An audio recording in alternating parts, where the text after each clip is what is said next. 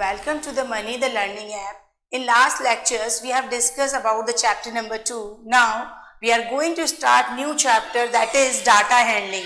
Means in this chapter, we will discuss about the what types of data are there, how we have to arrange these data. Then we will discuss the different types of terms related with the data, either the central tendency or the mean or the median. Okay. So, welcome to the new chapter, that is chapter number 3 of class 7th. Now, firstly we will discuss about the name only, data handling. Now, what is the data? सबसे पहले तो हमें ये पता होना चाहिए कि data क्या है. तो डाटा क्या है? The collection of facts. It is a collection of facts which are expressed numerically with the specific purpose is called data. मतलब डेटा क्या होता है? कलेक्शन है. कलेक्शन किसका? ऐसा थोड़ी है कलेक्शन कुछ भी कर लिया हमने. कलेक्शन किस लिए होना चाहिए? किसी भी स्पेसिफिक पर्पस के लिए होना चाहिए. ठीक है. नाउ और the appropriate information and facts are called the data. Information appropriate होनी चाहिए, प्रॉम्प्ट होनी चाहिए, तो इस कलेक्शन को क्या बोलेंगे? Data. Means basically data is a collection of objects which it is the numerical objects which are required to according to our requirement. हमें require है वो, लेकिन किसके अकॉर्डिंग? हमारी requirement के according. Then if a data is there, data किस किस type का होगा? Types of data. Datas बहुत टाइप्स के होते हैं. First, second, third, fourth, 4 types are mentioned here. First है प्राइमरी डाटा. पता लग रहा है प्राइमरी डाटा जिसमें collection, suppose if I am appointing the 5 students कि आपको हर क्लास में जाना है 1 to 5 क्लास में और चेक करना है कि कौन कौन से सब्जेक्ट इस पर्टिकुलर डे क्लासेस हुई है. तो आप फर्स्ट 2 स्टूडेंट को फर्स्ट में भेजा, 2 को सेकंड में, 2 को थर्ड में, 2 को फोर्थ में, 2 को 5 में. इस तरीके से हमने भेजा, तो ये प्राइमरी डाटा हो गया. सेकेंडरी डाटा क्या हुआ कि मुझे देना था प्रिंसिपल मैम को इंफॉर्मेशन और मैंने क्या किया? स्टूडेंट को अपॉइंट कर दिया. It means I am collecting the datas from the student and hand over to others. This is the secondary datas. Then raw और ungroup data. It is clear from the word only. Ungrouped, जिसमें group नहीं बना हुआ हो उसे क्या बोलेंगे? Ungroup data. और last one is group data. मतलब हमें ये समझ में आ गया. पहले तो डाटा क्या होगा? The collection of facts which are expressed numerically with a specific purpose is called data, or appropriate information and facts are called data. Then we will discuss about the types of data. These are the primary data, then secondary data, then ungrouped data, and then group data. Now primary data. The data which is collected by the observer is called primary data. ठीक है. अगर मुझे requirement है और मैं collect कर रही हूं तो ये हो गया प्राइमरी डेटा. और सेकेंडरी डेटा क्या होता है? The secondary data is not collected by the observer. It is obtained from the published और अनपब्लिश्ड सोर्सेज. मतलब किसी एक दूसरे के थ्रू. जैसे हमारे एवरी 10 years जो पॉपुलेशन ऑफ इंडिया है that is published in Indian economic. But वो ऐसा तो नहीं है कि प्राइम मिनिस्टर या जो अपने प्रेसिडेंट है वो कलेक्ट करते हैं डेटास को. They are collected that data by the other sources. So it is known as secondary data. Okay. So primary data समझ आया, सेकेंडरी डेटा समझ आया. Now the next one is the important remark is there regarding the primary data and secondary data. The primary data is more reliable than the secondary data as the information collected by observer is more accurate in comparison to information collected by the another person. Definitely if I will collect some informations myself तो वो ज़्यादा confident होगा, वो ज़्यादा accurate होगा other than this कि मैंने किसी और को अपॉइंट किया, फिर सेकेंड पर्सन ने थर्ड पर्सन को अपॉइंट किया, थर्ड ने फोर्थ को अपॉइंट किया. बट ये अपॉइंटमेंट जो है, जो प्राइमरी डाटा वाले जो इन्फॉर्मेशन है, ये स्मॉल लेवल पर तो सक्सेसफुल है लेकिन लार्ज लेवल पर पॉसिबल नहीं है. लार्ज लेवल पर हमें सेकेंडरी डेटाज या ग्रुप डेटाज या फिर ग्रुप डेटाज और सेकेंडरी डेटा का यूज करना होता है। जहां नंबर ऑफ कैलकुलेशन लेस है वहां पर हम प्राइमरी डेटा की हेल्प ले सकते हैं, मींस प्राइमरी डेटाज कलेक्ट कर सकते हैं, या फिर रो डेटा से भी हम काम चला सकते हैं। देन है raw data. Now it is clear from the word the data which is collected for the specific purpose and put as it is. आपको क्या है, जैसे मुझे कोई भी अरेंजमेंट करना था, मैंने नंबर्स देखे, I have taken the test in a class, और जो 10 में से स्टूडेंट्स के मार्क्स आए हो मैंने उनको लिखा। मैंने कैसे मेंशन किया, इस तरीके से मेंशन किया, collection of marks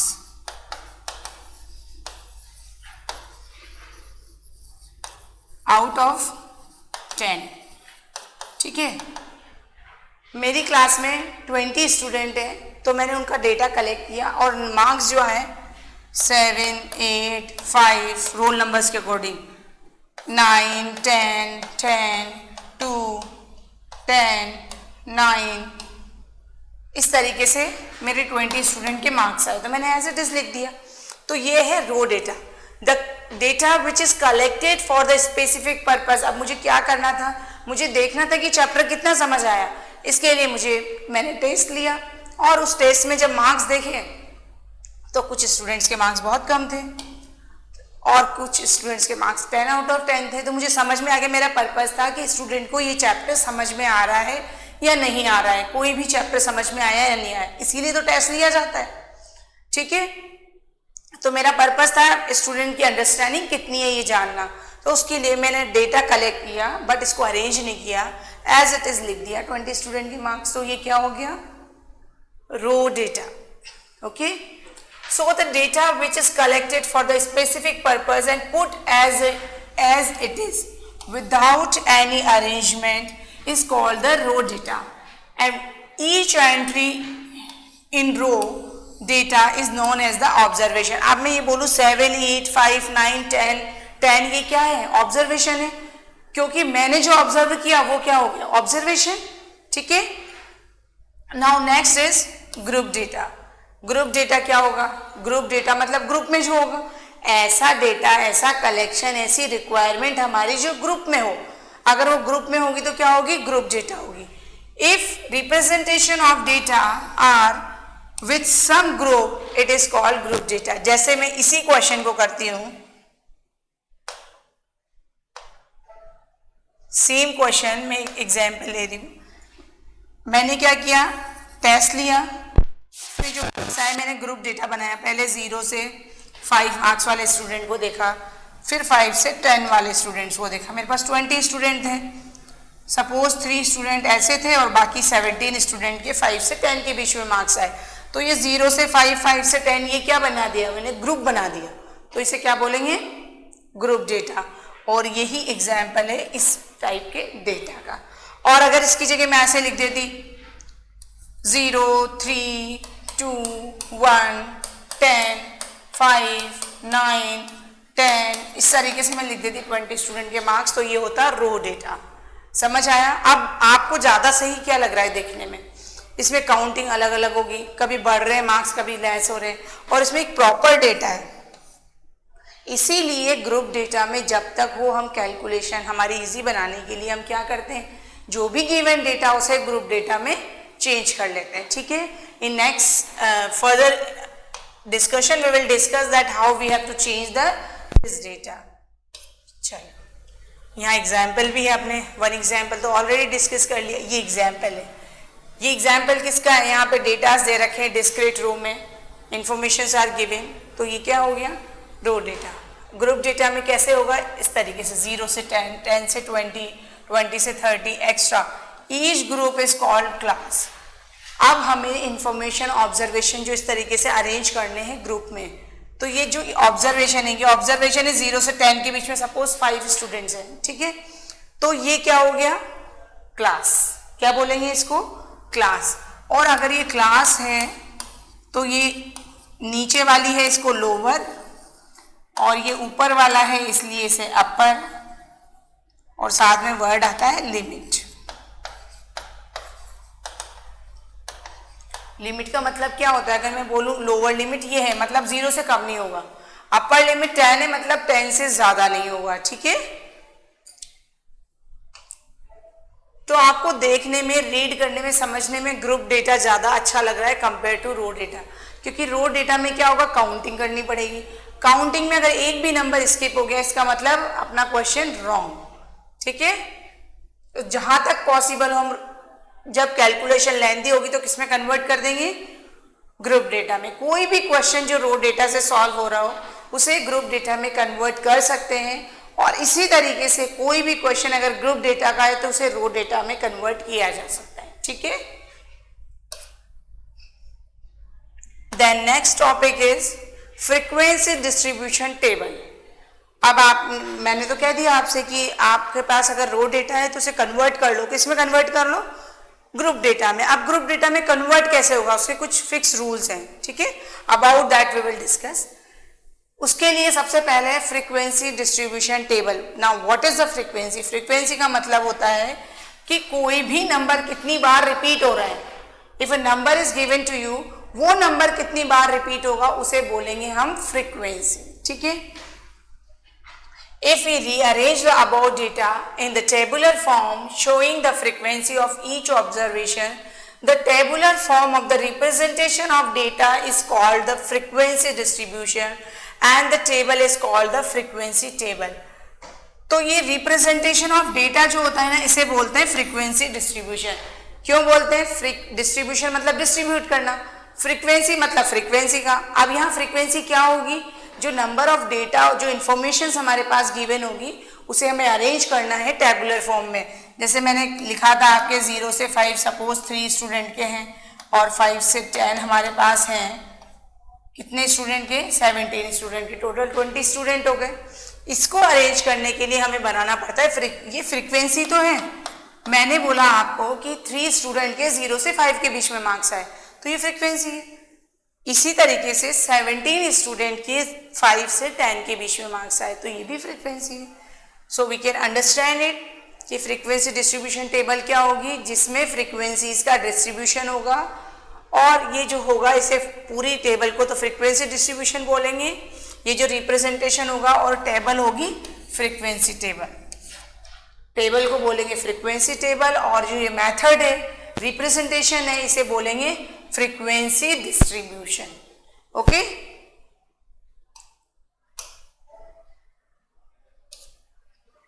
Then example is there. The number of children in 20 families of a locality are given below. 20 families हैं और उनकी जो नंबर ऑफ चिल्ड्रंस है वो दे रखे हैं, ठीक है। अब आपको क्या करना है, represent this information in a frequency distribution table. अब मैंने आपको जब डिस्ट्रीब्यूशन एक्सप्लेन किया था मार्क्स का, तो मैंने लिखा था 0 से 5 और 5 से 10। अब ये तो बात थी जब मार्क्स की बात थी, क्योंकि हाफ भी होते हैं, लेकिन यहाँ किसकी बात है, चिल्ड्रन की बात है। तो चिल्ड्रन हाफ नहीं हो सकते, that is the fix number. तो हम क्या लिखेंगे, नंबर ऑफ चिल्ड्रन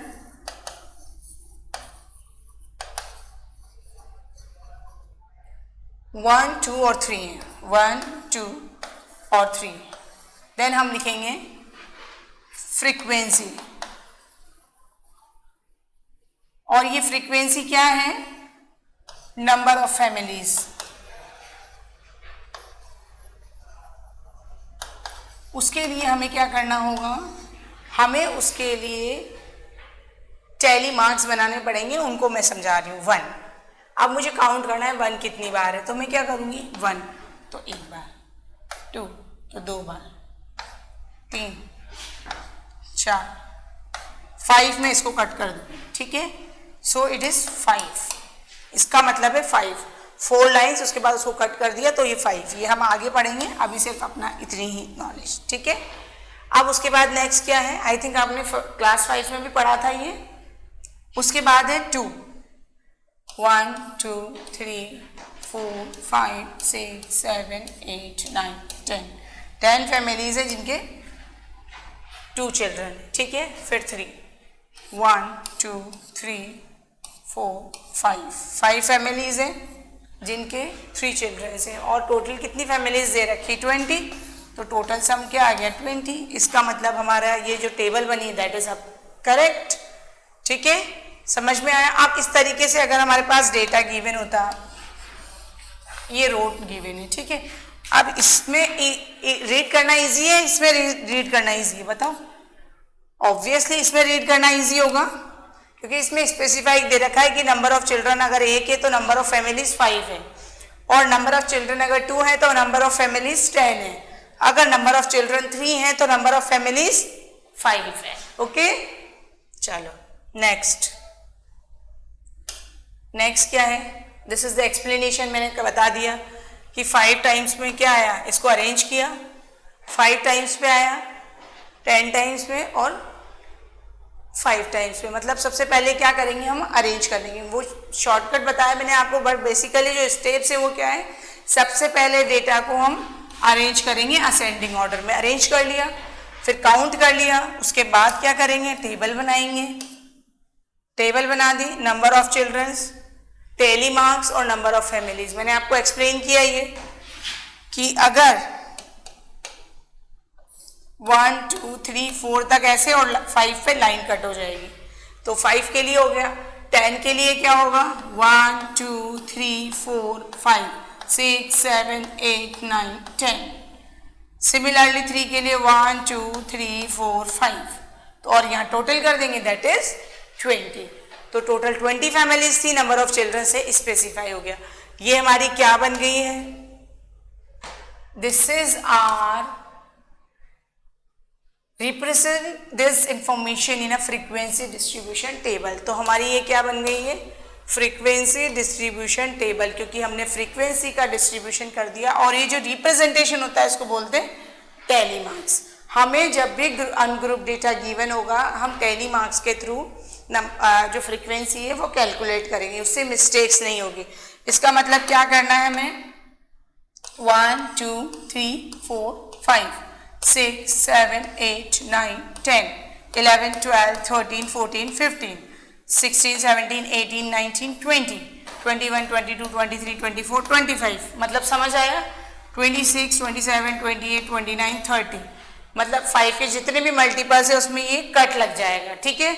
अब मैं इसको रीड कर सकती हूँ। अगर यहाँ 15 होता, 15 फैमिलीज होती तो मैं और कर सकती थी। समझ में आ गया सबको ये? चलो, then central tendency.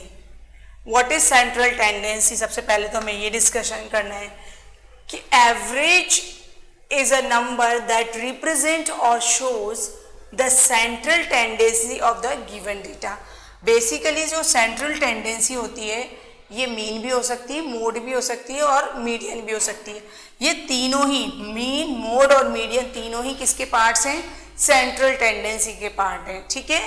So the what is the central tendency?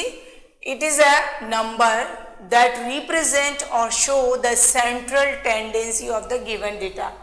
ये एक नंबर होगा। सेंट्रल टेंडेंसी क्या होगा, एक नंबर होगा जो इंफॉर्मेशंस होगी जो हमारे पास गिवन डेटा है उनकी। और इसके टाइप्स क्या क्या होते हैं central tendency, mean, mode and median, ठीक है। सो I hope you all are understood till here. In next class we will discuss, elaborate the types of central tendency and the further theory part. Okay, thank you.